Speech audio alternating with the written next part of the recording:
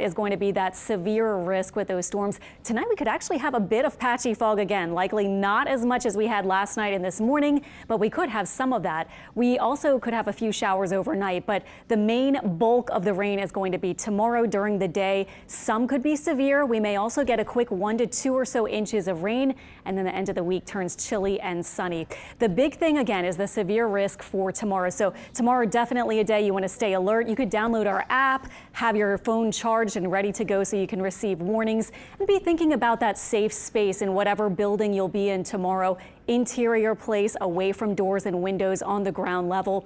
We'll be at the levels 2 and 3 for severe storms.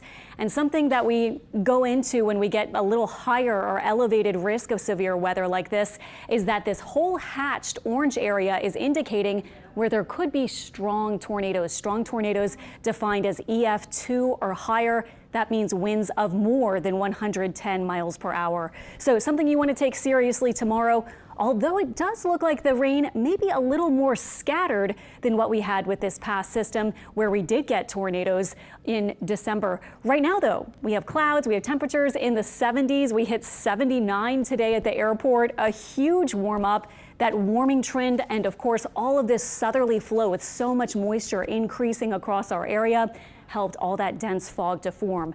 Still a little breezy for this evening. Tonight, here is the dense fog advisory area. Our visibilities have thankfully improved in almost all spots, but tonight, especially around the bodies of water, we could have a bit more patchy fog through about 8 o'clock tomorrow morning. Radar is pretty quiet. We did have a few showers earlier, but the big bulk of the action right now is northwest Louisiana and now into Arkansas with tornado watches out in the red there. Our upper pattern is going to feature this low swinging off, staying to the north, but we will be in the area where we could get some of those severe storms tomorrow. The biggest threats will be high wind gusts and tornadoes. A lower threat will be there for flooding, and an even lower threat, it looks like, for hail.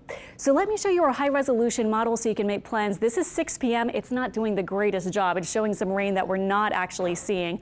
But notice that through this evening, our rain, not really expecting a whole lot. Most of the rain stays to the west. Now by 8 o'clock tomorrow, we may begin to see a bit of rain, but early morning commuters I think should be okay aside from the fog potential.